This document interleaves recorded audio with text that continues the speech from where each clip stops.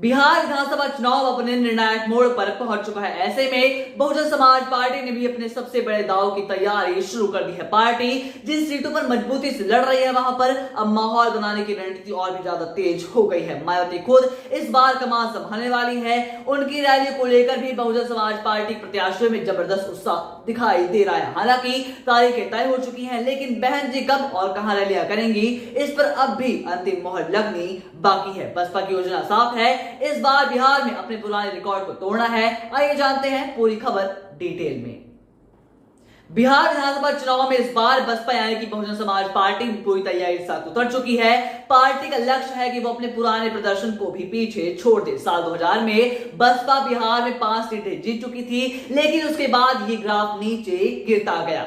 2020 के चुनाव में बसपा को केवल 1 सीट ही मिली थी, जिस पर जमा खान विजयी हुए थे, लेकिन बाद में उन्होंने जेडीयू का दामन थाम लिया। अब बहुजन समाज पार्टी इस गलती को दोहराना नहीं चाहती। मायावती ने सभी प्रत्याशियों को स्पष्ट हिदायत दी है कि जीतने के बाद भी कोई पार्टी ना छोड़े। प्रत्याशियों से लिखित कमिटमेंट भी मांगे जा रहे हैं और संगठन का पूरा फोकस इस बार ऐसे उम्मीदवारों पर है जो न केवल जीते बल्कि पार्टी में वफादारी के साथ बने भी रहें। ये ना हो कि जीत जाए और बाद में पार्टी ही छोड़ दे। मायावती का बिहार प्रचार कार्यक्रम भी अब तय माना जा रहा है। जानकारी के मुताबिक मायावती 6 और 8 नवंबर को बिहार में 2 बड़ी जनसभाओं को संबोधित करेंगी।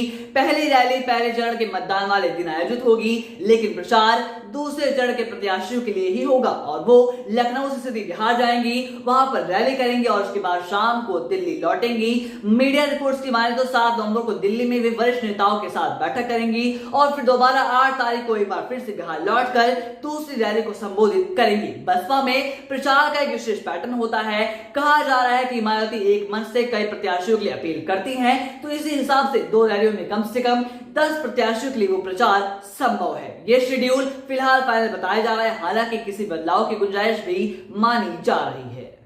बिहार में मायावती अपनी वही सोशल इंजीनियरिंग स्ट्रेटेजी दोहरा रही हैं जिसने उन्हें 2007 में उत्तर प्रदेश में सत्ता दिलाई थी। इस बार बहुजन समाज पार्टी सिर्फ दलित मुस्लिम वोटरों पर निर्भर नहीं रहना चाहती, बल्कि पार्टी का प्रयास है कि दलित, महादलित, पिछड़ा वर्ग, मुसलमान और तो और अपर कास्ट इन सभी वर्गों को एक मंच पर लाया जा सके। यही बसपा की सबसे बड़ी ताकत और यूनिकनेस भी रही है। प्रत्याशियों के चयन में भी इस बार दिखाई दे रहा है कि संतुलन साफ झलक रहा है। कई सीटों पर जेडीयू और आरजेडी छोड़कर आए नेताओं को भी बसपा ने टिकट दिया है, जिनमें साधु यादव की पत्नी भी शामिल है। पार्टी मान रही है कि इस बार कई सीटों पर बसपा किंग मेकर की भूमिका में आ सकती है। बहन जी मायावती की रैलियां भी निश्चित रूप से माहौल बदलने का प्रयास ही करेंगी, लेकिन चुनाव में इन रैलियों का क्या असर होता है, कितना फायदा बहुजन समाज पार्टी को मिलता है, ये तो देखने वाली बात होगी। लेकिन आप देखते रहिए आपका अपना चैनल अटल टीवी।